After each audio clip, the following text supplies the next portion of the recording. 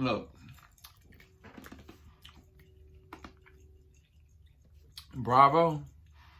I don't know what's going on with y'all and this whole Nene thing, but y'all might want to consider and bring her back in, because from the way I look at it from this season premiere tonight, it don't look like it's gonna be too much going on this season of season 13, episode 1 through however many episodes y'all plan on producing. Nonetheless, y'all, Real Housewives of Atlanta has returned. Therefore, I am back on the scene with the Gangster Lean to come to you with a review and recap of episode 1 of season 13, Real Housewives of Atlanta. Mr. 6'8", we back in the house. Let's get it.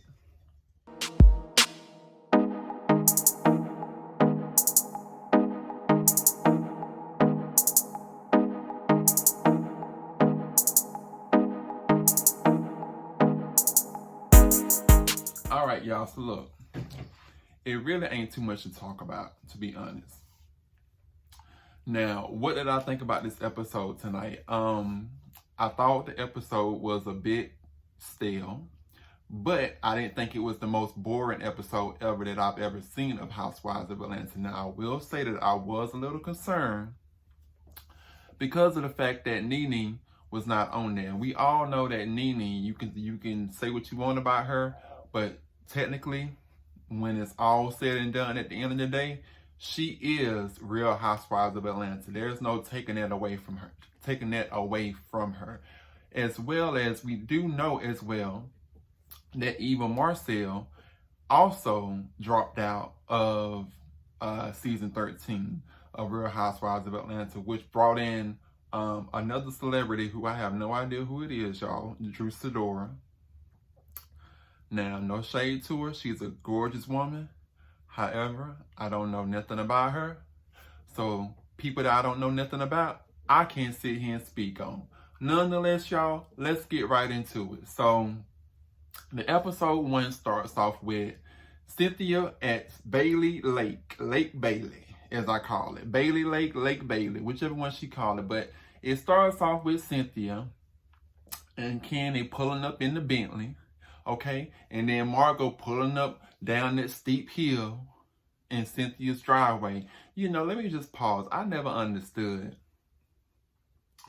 why Cynthia and Kenya went and got these houses built down here in these gullies, because all I keep thinking about is that the way this rain and the way marshes is set up in Atlanta and the way all of this grass and soggy soil is set up, I'll be afraid of saying something like that because my damn house might just wash away one day. You never know. Nonetheless, the episode 1 opens up with Cynthia having a little, shindig out in the front of her Lake Bailey house. Gorgeous house. Always have love Lake Bailey. I thought it, if I had to pick a house between her and Kenya's house, I would definitely say that would be the house I would go with. But she had a little shindig. She invited Candy over and she invited Marlo over. Now, we all know that this taping took place during the whole, as I like to call it, Cobanisha, period, earlier back this year. And we know that production already has had issues in the midst of taping, the way they had to shut down production because somebody on the team caught Cobanisha. So, I wasn't kind of expecting too much as far as in terms of how things were going to go. But, it was a cute little scene. Basically the girls just getting caught up. Candy looked, very good as ever, as always. Marlo, she gonna come in there with the fashions and always doing the most. And she did not fail tonight. Marlo came in there with her tape measure, talking about social distancing. Okay, and Cynthia Titty falling out. Okay, Titty Scent, as I'm saying, her name gonna be Titty Scent for the rest of the season because, honey, titties was just falling out everywhere. I could not understand for the life of me. Like, girl, did you not get some adhesive or something to see and put on them suckers before you sit here and decided to start filming? I mean, she just was walking up to the table, titties just falling all out everywhere.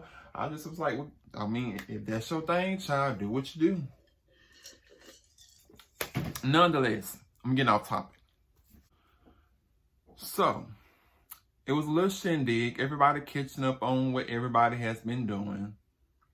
And, it was a cute little scene to see the girls back at it, and everybody just, basically is talking about as far as their lives and where they're at right now. Now, what I did notice is that at the beginning of the episode, which is something that I've never seen Bravo do before, is they actually had the background, which was really weird.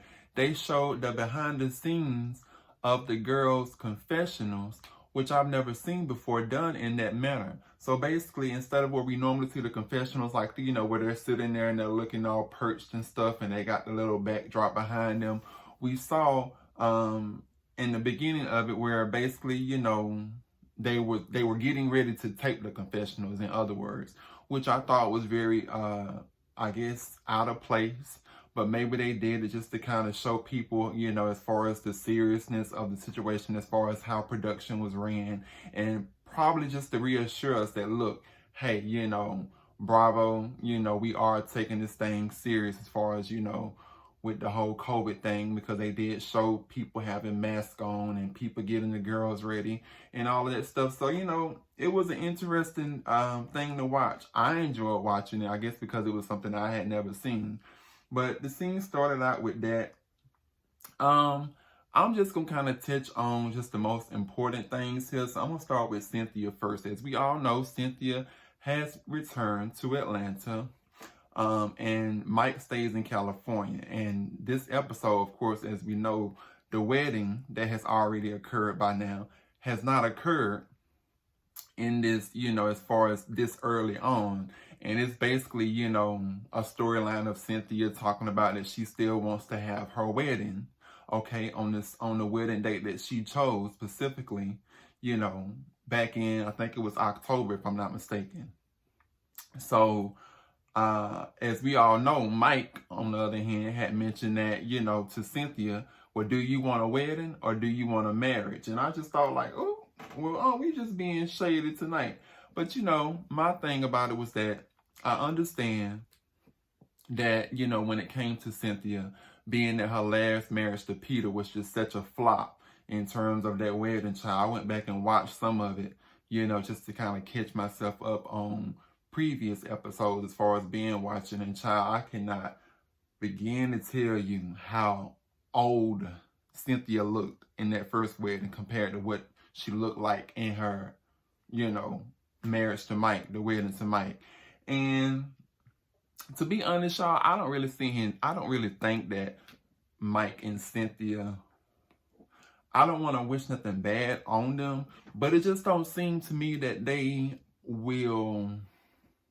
It seems to kind of be a spur of the moment, I'm enjoying life type of marriage while I can, rather than longevity. Because as we all know, in the previous season, we come to find out that Mike was a Rolling Stone, okay? Mike had plenty of women, okay? Plenty of women to choose from, all different 55 flavors of the lollipop you can think of. All of those women that he had around him, flaunting around him in that previous season, where, they had a little thing, and, Cynthia was there and all his previous girlfriends. We come to find out that, Mike got a thing for, not having a control and leash on himself, and a lot of guys are like that. But nonetheless, that is Cynthia's storyline this season, and it's basically just focused on her trying to get ready for her wedding.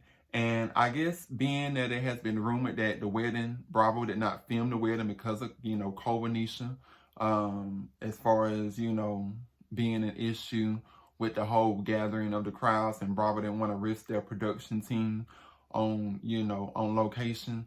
I don't really know how this is all going to play out with her storyline, because if we don't be able to see the wedding on TV, what's the point of even talking about it? Nonetheless, let's move right on. Next thing was Kandi and Block. So the scene opened up with Todd, Riley, and Kandi going outside, and we see Kandi's gorgeous house over on the, I guess is that the the west side of Atlanta, child? I don't know. I get my directions mixed up, but it's off of Cascade. But we see Kandi's gorgeous house on the TV screen, and we see Kandi, Ace, and Blaze, I believe, as well as Riley, come out And they're basically washing Riley's Porsche, which I just thought was so funny. Like, come on now, good time weather that y'all don't see him wash no cars. First of all, let me tell you, the first reason why I know y'all don't see him wash no damn cars is because anybody who got common sense, especially a man, would sit here and know that you don't wash a car in hot sunlight. And at that time, it looked like it was hot as hell in the summertime when this episode was taped. And all I keep thinking about is y'all is ruining that gorgeous Porsche by washing that car in the sunlight with them damn soap suds just sticking to the paint. So that's how I could tell that y'all just was sitting here trying to have a little moment and have a little scene. I'm just like, child, rich people problems. Just ruin a car all for a scene. You just gotta love it. I mean, let the professionals do it. Nonetheless, I'm getting off subject.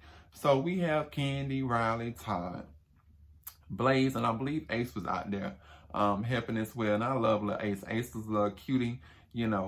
I believe Ace is one of the most intelligent kids on earth because that boy, English is like on a whole nother level, way above his grade level. But we know that Riley is preparing to go off to NYU. She got accepted into NYU. And basically they're just talking about how Riley's college tuition is high. And somehow, I don't know what possessed it or what possessed Kenny to sit here and start talking about it with Riley as well. But the whole thing about Block paying child support came up. And I just got to sit here thinking like, why is this even a storyline about Block and the back child support that he hasn't paid? And now people wanting to go and file paperwork. Like, is it even that serious? Like, is it even that big of a deal? Because we all know that Candy ain't hurting for no money. And, she even mentioned it on her Speak On It tonight, where she has these Speak On It's after the show airs to kind of share her thoughts on how she felt. And she did feel like she overshared some of the stuff that was, shown in tonight's episode because she felt like it was a little bit too much in terms of family business. And we all know that in the Black folks community, you are told to keep your business to yourself. So I kind of feel like yes, Candy, you did overshare just a little bit too much because I feel like it was just, not necessary. Y'all could have just talked about Riley going off to NYU and left it at that. But nonetheless, here we go again, revisiting the whole thing of Riley and her dad, Block, and the whole thing of him, I guess being a absent father parent in her life. And she's basically telling her mom, like, look, you need to go get this back child support because tuition is high and I need that money. First of all, how is it that you need the money, Riley? Okay, your mama is handling all your bills. You ain't working. You ain't sitting here paying no bills. Your mommy is handling the bills. She's giving you an allowance every month. So if anything, the money should be going to her regardless anyways. Nonetheless, I'm not even about to get worked up over that. But I just thought that was just a little strange that, okay, here we is talking about back child support or with somebody, if it was that big of a deal, then I feel like that, Kenny would have been pursued it. But like I said, going back and watching her Speak On It tonight episode, she did mention to where she felt like that she did kind of overshare a little bit. And she also kind of tried to flip the script and pin it back on Block as far as, because we all know that earlier in the year, Block basically was saying that Candy was using him for a storyline this season because she didn't have a storyline. So that was the reason why this whole thing came up to be anyways. But Candy basically was saying that, in the hindsight of it, Block, who came on the Real Housewives of Atlanta, I don't know if you all remember, but back a couple of seasons, there was a whole thing of, Candy kind of sharing how Block and the whole situation with Riley and the absence of a father figure in her life in terms of him not being in her life. And then here it is, he pops up, and Candy said that she was not aware that he was going to be made a storyline the first time when he became a part of her storyline, that Carlos King, who was the producer at the time, just kind of like pretty much popped this, piece of Candy's history onto set one day, and here he is. He just showed up to set, and Candy was caught off guard, and she didn't know that he was going to be a part of the storyline. So fast forward, Candy, basically was saying that technically even though she did feel like she kind of overshared a little bit, but she felt like that in terms of Block saying that, you know, she's just using him for a storyline wasn't true, because Block was already kind of intertwined into the whole history of Candy's storyline since she has been on Housewives. But nonetheless, there's a whole thing where they're just talking about in terms of, you know, Block and Riley's relationship, and how, you know, Riley is getting ready to go over to NYU.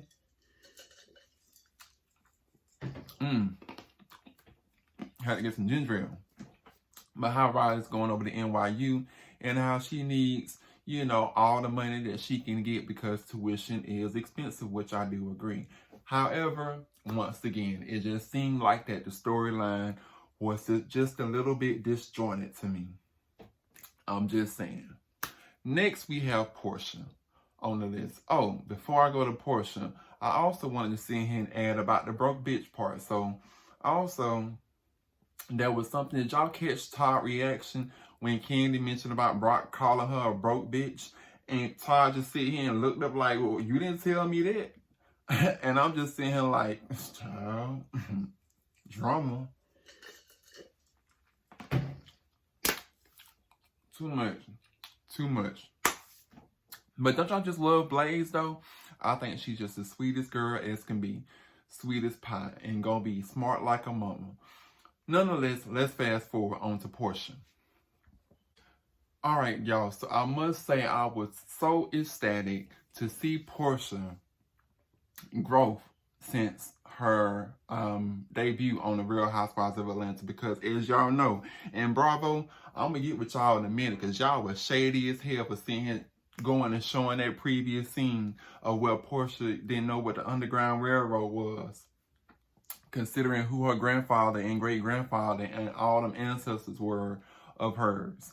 But nonetheless, though, I think we should definitely give the Most Improved award to Portia, because as we all know, Portia has been pretty much, you know, very involved, very actively involved in the Breonna Taylor, you know, which was a young girl that was, you know, killed by police in Louisville, Kentucky. Bravo showed some, you know, as far as previous scenes from Portia's Instagram of where Portia was arrested, you know, due to protesting, you know, on behalf of Breonna Taylor and her family. You know, we see Portia, you know, being more vocal about as far as the issues that, you know, is faced when it comes to, you know, racial profiling and, you know, police brutality. And it just warmed my heart to see Portia have such something that she's really passionate about, because as we all know, when Portia first came on the scene with Cordell, you know, she was a little ding-dongish, to say the least, but that's okay though, because everybody gotta, you know, mature and grow. And I just was, you know, so happy to see that Bravo featured Portia in the way that they did in regards to the Black Lives Matter movement. It was definitely very heartwarming, and it just made my heart, you know, warm to see Portia, you know, come from this person of gangster, you know, I'll stump your ass, ATL chick, what it is, hoe, you know, video vixen, and now she's just like this well-respected, you know, independent businesswoman who is just unstoppable. So kudos to Portia, and Bravo feature a lot, you know, as far as of the Black Lives Matter movement tonight, you know, which I just thought was so awesome. And I thought it was so great for them to sit here and show, you know, Portia's, you know, when it comes to her passion, and following in her family's footsteps as far as, you know, going down in the books of Black history as it pertains to standing up for what's right. So shout out to Portia. Very excited to see and see that she has grown. But on the other hand though, Bravo, y'all know y'all was wrong for that when y'all went back and showed that scene of her in the Underground Railroad. I could not. I was like, somebody take me to the king right now. Then we got Kenya Ass and Mr. Daly. Now look, I don't know what is going on with Kenya, But I'm gonna need for the old Kenya to come back, because the old Kenya would not be going for this BS, okay? That this Mr. Daly is giving her. And I'm sick and tired of her going around to Cynthia and Candy doing these damn pity parties. Like Candy said, girl, you need to get it together, go ahead and cut your loss and keep it moving. I don't even know why she married that man for in the first place. All I know is that, girl, it is time to move on. This storyline has been dragged out too much, too far gone, okay? Clearly the man didn't want to be on camera in the first place. He did not want you to be a part of the Housewives in the first place. That's why he had your ass to sit here and stop filming with him when y'all were going together. Girl, leave it alone. Sometimes you gotta just cut your losses and let it go. Y'all got a beautiful daughter. Y'all can sit here and share joint custody, you know, of Brooklyn. But at the end of the day, it's time to let go, Kenya. Okay? It's time to let it go. You up here talking about that you can't focus, your mind is all over the place. And I know it's easier said than done, but I just feel like that it's a bit of an over exaggeration to me. The man don't want to be with you, okay? It's obvious. That's all I gotta say.